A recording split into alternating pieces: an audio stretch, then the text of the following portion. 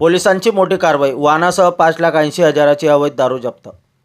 नंदुरबार जिल्ह्याचे पोलीस अधीक्षक श्रवण दत्त यांनी जिल्ह्याचा कारभार सांभाळल्यानंतर अवैध धंदे पूर्णपणे बंद केले आहेत। अवैध धंद्यांवर छापे टाकून सुपडा साफ करण्यासाठी कमर कसली आहे।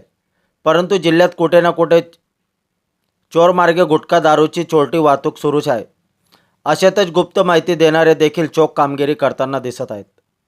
सविस्तर वृत्त असे की नवापूर पोलीस ठाण्याचे प्रभारी सहाय्यक पोलीस निरीक्षक नरेंद्र साबळे यांच्या टीमला गुप्त माहिती मिळाली होती की 4 चाकी वाहन EMS-17 BD 6192 या पिकअप गाडीत नह्या पुला शेजारी असलेले लकी बियर बार आहे त्याच्या पाठीमागे पिकअप वाहन उभे होते। त्या पिकअप वाहनाची झडती घेतली असता पिकअपमध्ये मक्याचे दाणे काढलेले कणसांच्या गोण्या भरलेल्या दिसत होत्या।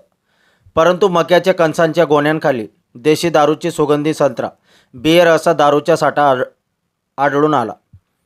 यात दारूची किंमत 1,64,000, बियरची किंमत 15,600 व वाहनाची किंमत 4 लाख असा एकूण 5,80,240 रुपये मुद्देमाल पकडला असून पिकअप वाहन चालक आनंद सुनील गावित वय वर्ष 22 राहणार करंजी खुर्द तालुका नवापूर जिल्हा नंदुरबार यांना पोलिसांनी ताब्यात घेतले आहे।